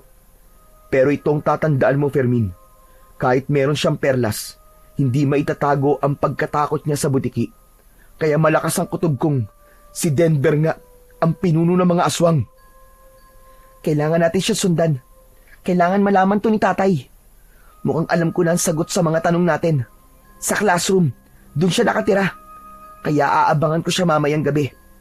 Hindi naman niya ako mararamdaman dahil sa proteksyon ng mutya sa amoy ko. Tama ka, pero mas kailangan pa rin natin mag-ingat dahil natitiyak ko, mas doble ang pag-iingat niya ngayon. Ganun na nga ang naging plano ng dalawa. Hinanap muna ni Fermin ang kanyang ama, ngunit wala ito. Kung saan-saan na niya ito hinanap. Malapit ng dumilim ang paligid at wala pa rin ang kanyang ama. Mula sa likod ng puno, sa tapat ng bintana ng classroom, tahimik na nakaupo si Fermin. Umiiyak, nag-aalala kung nasaan na si Mang Emil habang hinihintay niya ang pagsapit ng gabi. Pero umaasa siyang kahit nasaan ng kanyang ama, ay alam niya na kaya nitong ipagtanggol ang kanyang sarili. Saan na kaya nagpunta si Mang Emil? Hindi ko rin alam, Dagul. Pero natatakot ako. Paano kung pati si tatay ay nawawala na rin? Bakit kasi siya umalis nang walang paalam? Ganun naman ang ama, Dagul Hindi niya hahayaan na mapahamak ang kanyang anak. Kahit siya pa ang magsakripisyo. Pero hindi niya alam, Dagul.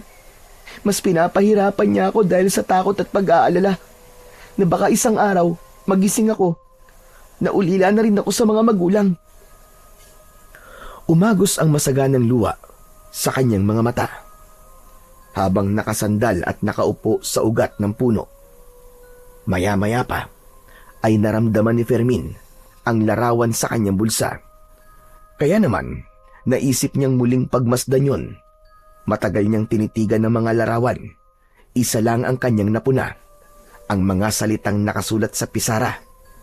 Tila napansin din ni Dagul at alam nito kung ano ang ibig sabihin ng lengguwahe. Teka, lengguwahe namin yan sa mundo namin Ang ibig sabihin ng Eteran Sitarin ay lagusan at pinto. Napaunat sa pagkakaupo si Fermin at napatitig siya sa muka ni Dagul. Kinalabutan siya ng matindi dahil nalaman niya kung ano ang ibig sabihin ng salitang yon. Anong ibig sabihin nun, Dagul? Kailangan natin pasukin ang loob ng silid. Hahanap tayo ng lagusan at pinto na sinasabi sa pisara. Diyos ko, sigurado na ngayon na merong kakaiba sa silid na yon. Yan ang aalamin natin. Hindi na nila natapos ang kanilang pag-uusap dahil bumukas ang pinto ng silid ng paaralan. Pumasok si Denver. Kitang-kita ni Fermin kung paanong nagpalinga-linga sa paligid si Denver. Biglang nagtago sa likod ng puno si Fermin dahil baka maramdaman ito na mayroong tao sa paligid. Mabilis ang tibok ng puso ni Fermin at bumigat ang kanyang pakiramdam nang makita ang bata. Maya-maya pa ay muling bumukas ang pinto. Nagulat si Fermin nang muli siyang sumilip sa gilid ng puno. Isang matandang lalaki na kuba ang nakita niyang lumabas ng silid. Hirap maglakad at mahina ang pagakbang. Sunod-sunod ang paglunok niya ng laway. Hindi niya kilala ang nilalang at hindi rin niya alam kung saan ito nanggaling. Naglakad ito papalayo, papunta sa kakawyan. Nang mga sandaling yon ay mag-aagaw dilim na at liwanag. Muling sinulyapan ni Fermin ang silid-aralan. Hinanap ng kanyang paningin ang pumasok na si Denver. Ngunit wala siyang nakita. Natitiyak niyang may lihim ang classroom na yon. Dahan-dahang tumayo si Fermin at nagpalinga-linga sa paligid. Pumasok na tayo sa loob, Fermin. Bago pa bumalik ang matandang yon, ang ipinagtataka ko lang, saan kaya dumaan ang matandang nakita natin? Saka si Denver. Hindi ko siya nakitang lumabas. Kung ganon, malinaw na sa akin ngayon ang katotohanan. Si Denver at ang matandang lalaki na lumabas kanina ay iisang tao lang. Isang aswang na bangkilan na nagpapanggap na bata para pumatay at kumuha ng mga guro. Matagal na hindi nakapagsalita si Dagul. Maya-maya pa ay meron itong biglang naalala. Tama. Natatandaan ko na, Fermin. Nagsimula ang pagkawala ng mga guro sa baryong to. 60 taon na ang nakakaraan. Merong naging kaso ang guro. Pinahirapan niya ang 10 taong gulang na batang lalaki. Pinaluhod sa asin ng estudyante. Pinalo ang binti ng 100 beses gamit ang yantok. At pagkatapos, ibinilad sa araw ang bata. Kinabukasan, nabalitaan na lamang na sabay na nawala ang guro at ang batang pinarusahan ito. Kung ganon, maaaring 70 taon na siya ngayon at yun ang tunay na edad ng aswang na yun. Halika, alamin natin kung anong meron sa loob. Natitiyak ko na nasa pisara pa rin ang sagot sa katanungan natin. Mabilis at malalaki ang hakbang ni Fermin nang pumasok siya sa loob ng kanyang classroom. Halos mabingi siya sa malakas na pagtibok ng kanyang puso. Agad nilang nilapitan ang pisara. Subalit sumalubong naman sa kanila ang masangsang at mabahong singaw ng silid. Biglang kinabahan si Fermin. Hindi niya napigilan ang kanyang sarili na hawakan ng pisara dahil sa biglang paglangit-ngit nito na parang tunog ng pinto ay nag-alala si Fermin. Hinawakan niya ang gilid ng pisara at dahil hindi maayos ang pagkakalapat ng blackboard sa dingding, bumukas yun at mas lalo niyang naamoy ang mabahong singaw nito na parabang nabubulok na laman ng tao. Nanginginig ang kanyang tuhod at sinilip ang likod ng pisara. Pinto! Merong hagdan! Pababa sa ilalim! Sinasabi ko na nga ba't merong silid? Isang sikretong pintuan. Baka dito niya itinatago ang mga gurong kinukuha niya. Teka, merong hagdan pababa. Ang mabuti papasukin na natin. Kapag nagkataon, natagpuan ko na rin ang lagusan papunta sa mundo ko. Maingat na pinasok ni Fermin ang loob ng silid na yon. Nakita niya ang hagdan pababa sa madilim na bahagi ng pintuan. Diyos ko, anong klaseng lugar to? Napakabaho. Nakakasuka ang amoy. Tangka na sanang bababa ng hagdanan si Fermin nang marinig ang boses ng kanyang ama. Bumundol ang kaba sa kanyang dibdib. Binilisan niya ang pagbaba sa hagdan. Mabuti na lang at merong nag-iisang gasera na nakasabit sa kisame ng batong pader ng kwarto. Hindi siya maaaring magkamali. Ang lagusan ay papunta sa isang kuweba.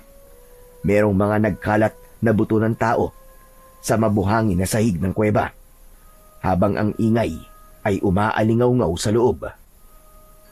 Anak! Pakawalan mo ako rito! Buhay pa nanay mo! Kasama ko siya ngayon! Nangihina na siya dahil sa gutom. Tubig lang ipinapainom sa kanya ng hayop na Denver na yon. Siya ang aswang, anak! Nahuli niya ako at ikinulong niya kami rito! Diyos ko, salamat po't walang nangyaring masama kay nanay. Alam ko na po kung sino ang aswang, si Denver po.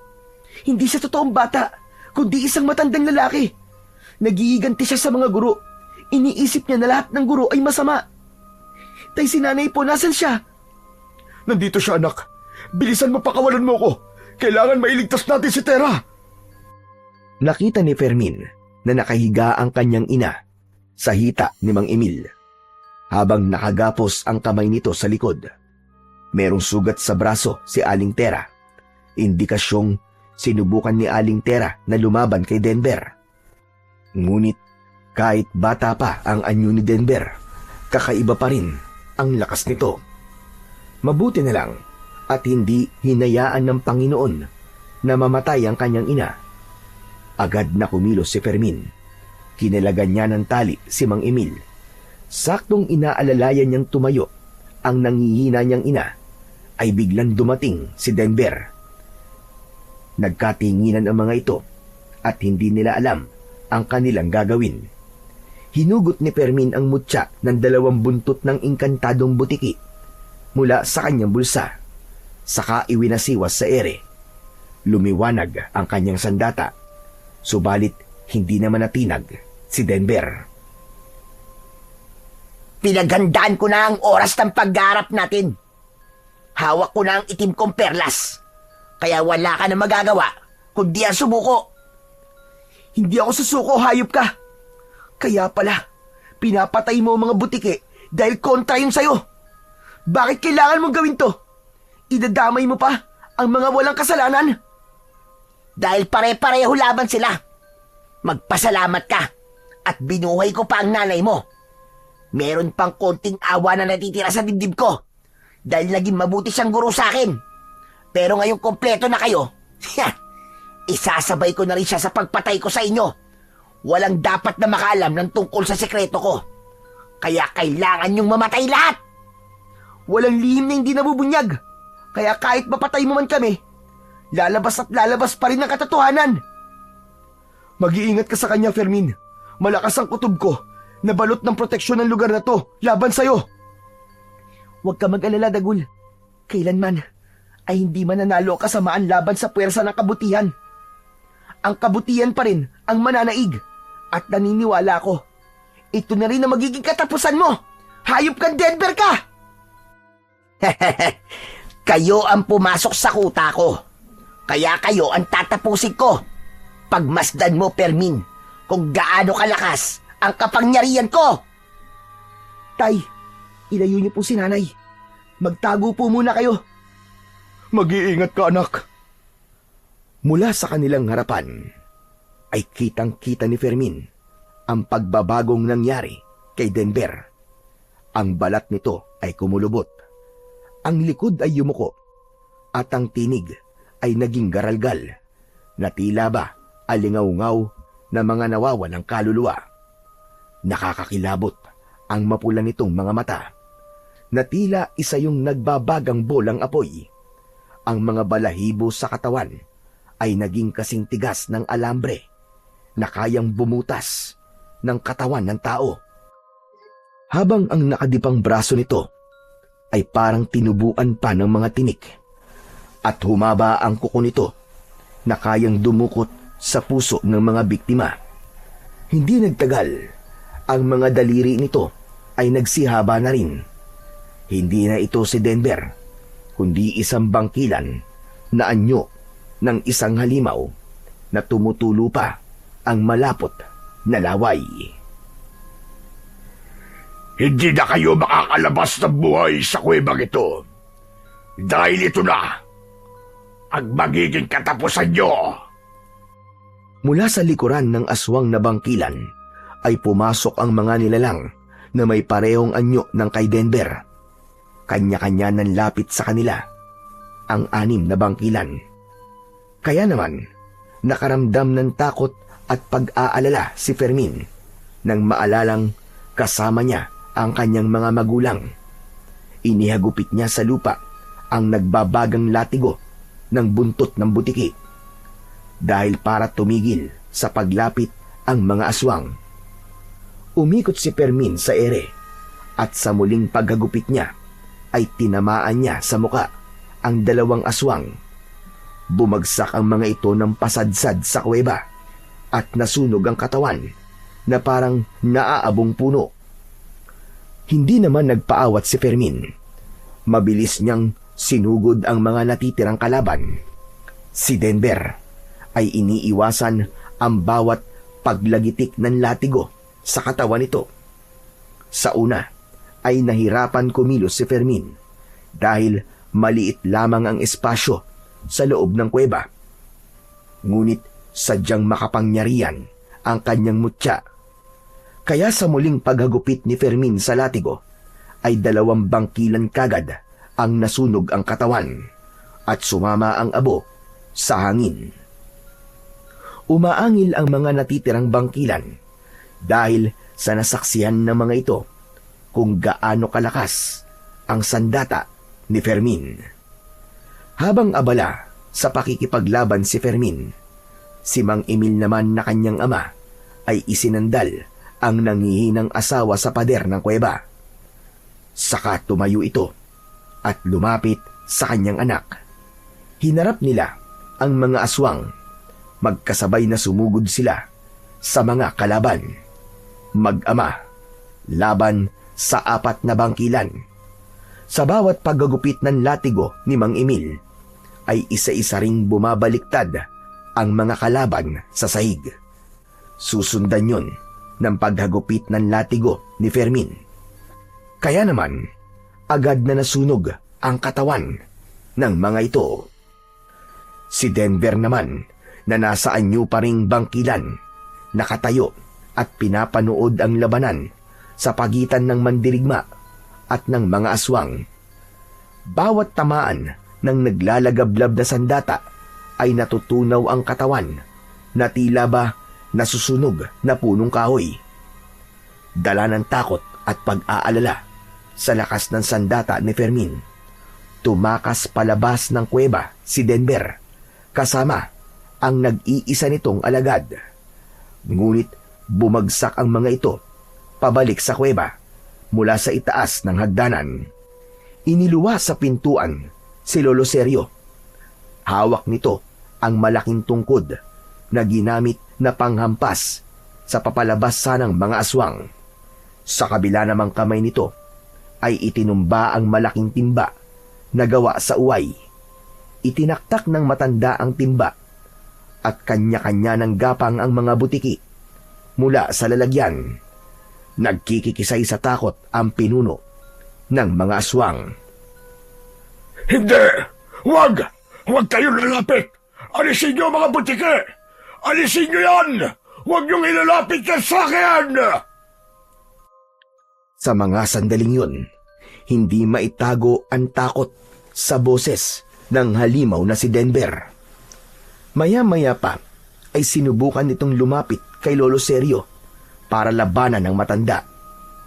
Nagawa nitong saksakin ang tiyan ni Lolo Sergio gamit ang matutulis nitong mga kuko. Ngunit naging maagap naman si Mang Emil. Nahila nito ang matanda, kaya nakawala sa pag-atake ng pinuno ng aswang. Sinamantala ni Fermin ang pagkakataon. Agad niyang hinagupit ng nagbabaga niyang latigo ang isang bangkilan. Tinamaan ito sa likod at kagad na nasunog. Sinubukan ni Fermin na atakihin ng latigo ang bangkilan na si Denver.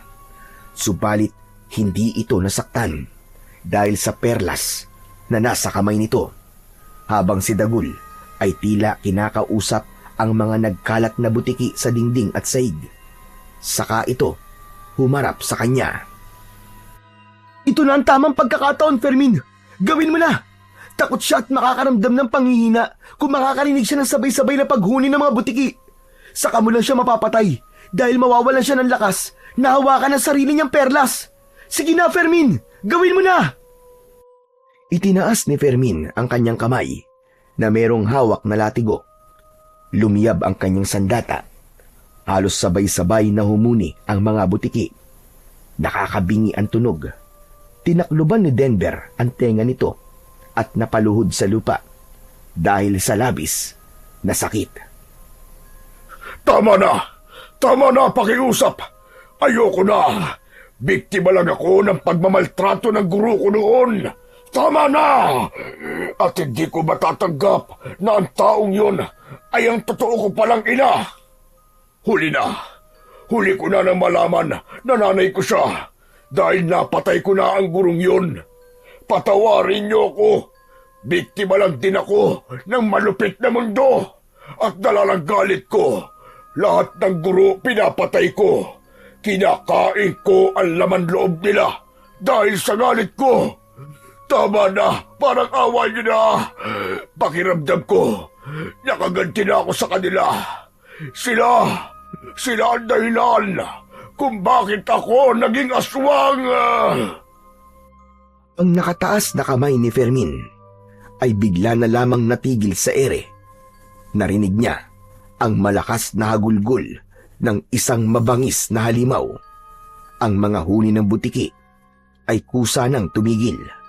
Subalit ang mga mata, ilong at tenga ni Denver ay inagusan ng sariwang itim na dugo. Ang galit ni Fermin at ang puot ni Lolo Sergio ay napalitan ng pagkabigla. Kung ganon, sinasabi mo bang ang guro na nagmaltrato sa noon ay ang tunay mo palang ina? Ngunit, paano nangyari yon? Anak niya ako sa labas at bunga ko ng pananamantala sa kanya ng aking ama.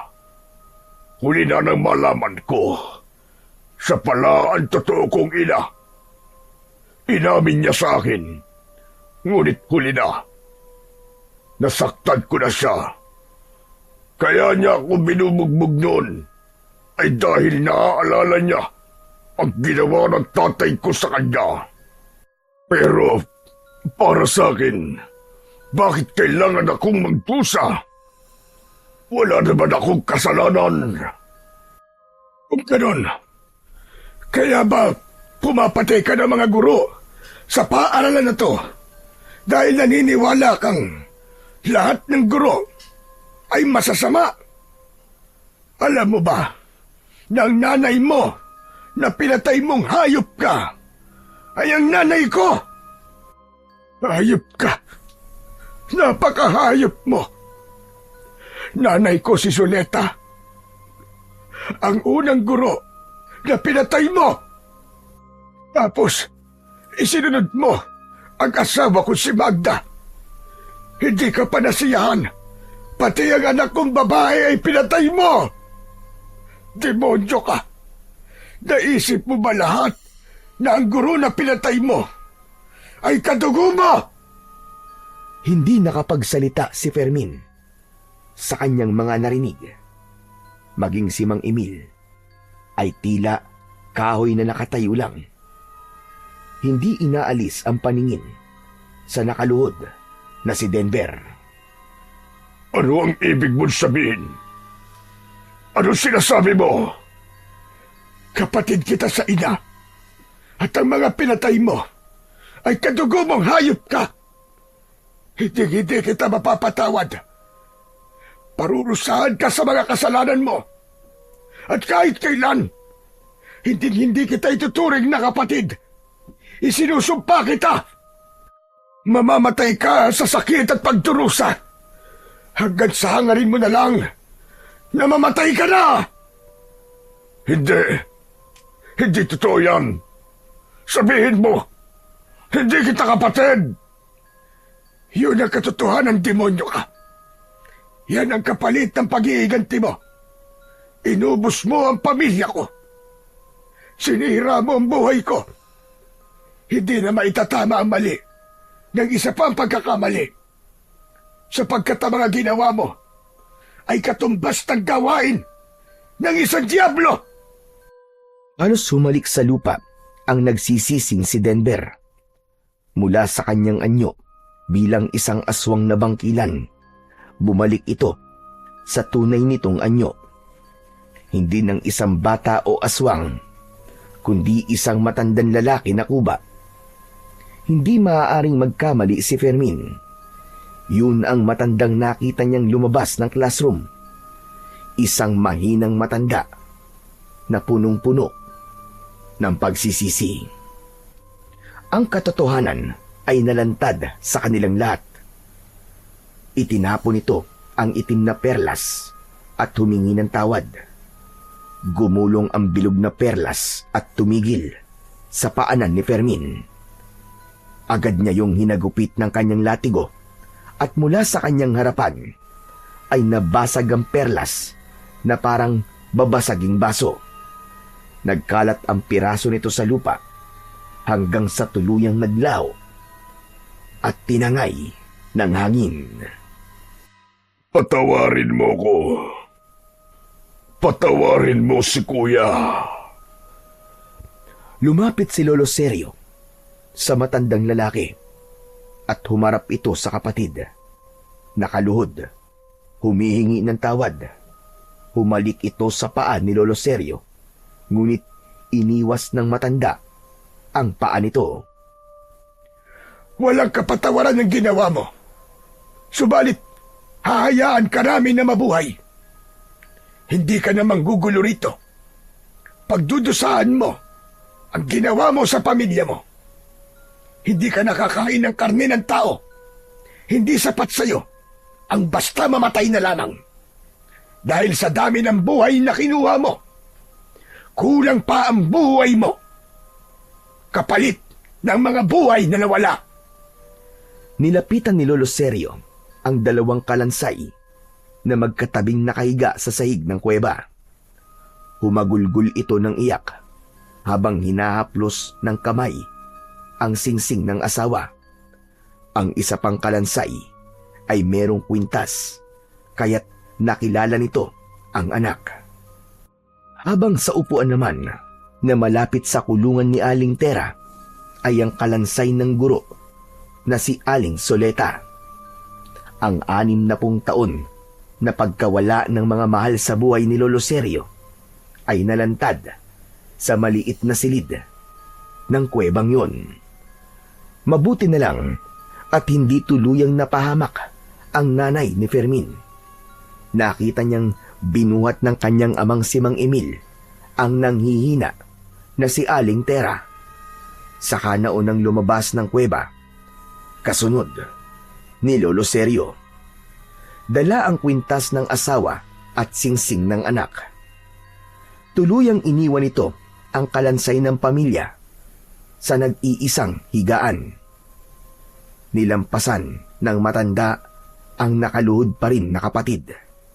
Naiwan si Fermin kasama ang engkantadong butiki na si Dagul. Walang imik na umakyat sa hagdan si Lolo Sergio papunta sa itaas ng pintuan. Hanggang silang dalawa na lamang ng pinuno ng aswang ang natitira. Patayin mo na ako. Patayin mo na ako kung pati ang nanay mo ay sinaktan ko. Tapusin mo na ang paghihirap ko, Fermin. Usang itinago at inilayo ni Fermin ang nagliliyab niyang sandata at kinausap si Denver na ngayon ay isa ng matandang mahina. Walang kapangyarihang itim at isang ordinaryong matandang kuba. Kayo lamang po ang nagpapahirap sa buhay nyo. Ginamit mo ang kapangyarihang itim ng bangkilan para magiganti sa mga taong nagmaltrato sa inyo. Pero kayo pa po pala ang merong mas malaking pagkakamali dahil sa nagawa mo sa buhay ng nanay nyo. Ilang buhay naging kapalit ng pagpapahirap niya sa inyo. mas masahol pa kayo sa demonyo. Diyos ko, hindi ko talaga alam. Kalokohan yan. Alam niyo ang ginagawa niyo. Dahil nabulag kayo sa labis na galit. Pero nagpapasalamat pa rin ako. Dahil hinayaan niyong mabuhay ang nanay ko. Kaya't hindi ko kayo papatayin.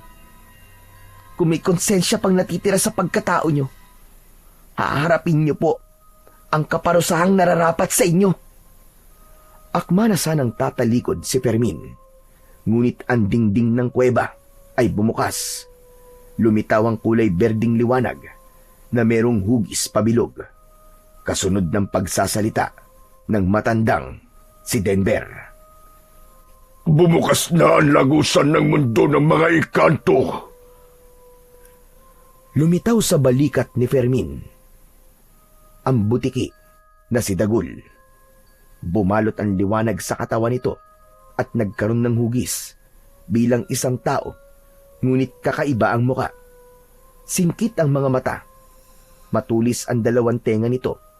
Kulay dilaw ang buhok sa ulo, habang kulay asul ang mga mata at berde ang kulay ng labi. Dagul? Dagul, ikaw ba yan? Oo, ako nga to. Nagbukas na ang lagusan dahil winasak mo na ang itim na perlas. Subalit ang kapangyarihang taglay ng latigo ay mananatili na sa kamay mo. Ingatan mo ang mutya, Fermin. Maraming salamat, kaibigan, sa pagtulong mo sa akin. Natalo mo ang mga aswang na bangkilan at naipaunawa mo sa kanya ang kahalagahan ng pagsisisi sa mga nagawa niyang kasalanan. Bilang kaparusahan sa mga nagawa niyang kasalanan, gagawin ko siyang butiki habang buhay at hindi na kailanman magiging halimaw. Biglang lumiwanag ang paligid at pinalibutan ng usok ang katawan ng nakaluhod na si Lolo Denver. Tanggapin mo ang parusang nararapat para sa iyo. Tinatanggap ko. Mahal na inkantadong butiki ang parusa. Ihingi mo ko ng tawad sa kapatid ko, Fermin. Pumikit ang matanda at sa isang iglap ay naging isang kulay itim na butiki si Denver. Nanlalaki ang mga mata ni Fermin sa nakitang pagbabago ng anyo ng matanda. Napalitan din ng lungkot ang puso ni Fermin. Dahil sa ganoong parusa, natapos ang kasamaan ng isang nilalang. Pinagmasdan ni Fermin ang kanyang mga kamay. Naroon ang latigo. Unti-unti nang bumabalik sa dati ang kanyang sandata. Naging buntot muli ito ng butiki. Si Dagul naman ay pumasok na sa lagusan ng mundo ng engkanto, habang ang butiki na si Denver ay gumapang sa pader ng kuweba, kasama ang mga butiki na nakadikit sa pader na bato. Umakyat sa hagdan si Fermin. Pumunta sa itaas ng pintuan. Lumabas siya sa likod ng pisara at sinara yon. Nakita niyang naroon ang kanyang ina at ang kanyang ama. Nakaupo sa silya. Umiiyak na niyakap niya si Aling Tera. Si Lolo Seryo naman ay alam na rin ang nangyari sa kapatid. Bumakas ang lungkot sa mukha nito, ngunit nawala ang galit sa mga mata. Pagkatapos nilang mag-usap, ay nagpasya na silang umalis sa lugar na yon. Sama-samang naglakad ang apat papunta sa kanilang bahay, habang si Lolo Seryo ay nagpaalam naman sa kanila at nagpasalamat sa pagkakatuklas nila sa silid na yon ng paaralan. Nang gabing yon ay kumalat ang balita tungkol sa lihim na kuweba sa ilalim ng classroom. Nabigyan ng kasagutan ang mga nangyaring hiwaga sa baryo ng Marigondon. Magmula nang mangyari yon, ay hindi na pinahintulutan ang mga guro na labis na parusahan ng kanilang mga estudyante upang hindi na maulit ang ganong klase na paghihiganti.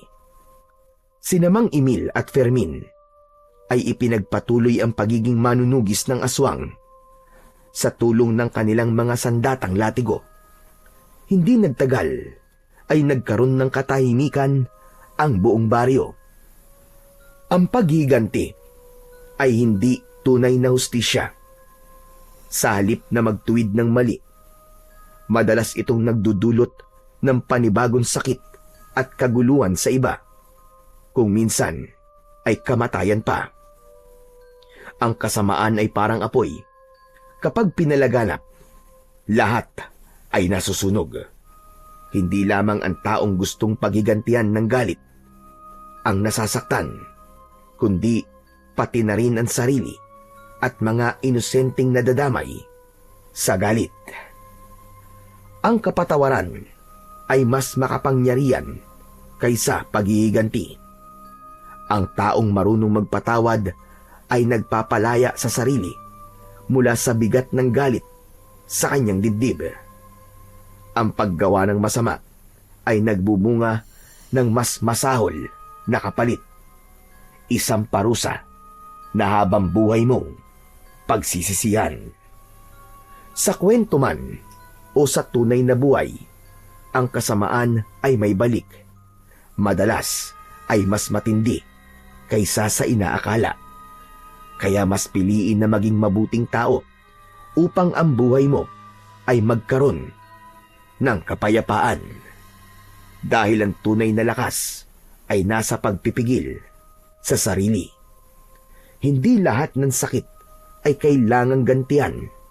Kung minsan, ang katahimikan ay mas makapangyarihan pa kaysa sa sigaw. Ang kwentong inyong napakinggan ay sumasalamin sa buhay ng isang taong punong-puno ng galit at paghihiganti. Naging bulag sa katotohanan at mas pinili na gumawa ng kasamaan para lamang masabi na makatwiran ang kanyang ginawa. Ngunit laging tandaan, ang bawat kasalanan ay palaging merong kapalit na kaparusahan. Kaya't piliin mong isuko ang sarili sa dakilang lumikha upang ang buhay mo ay magkaroon ng halaga.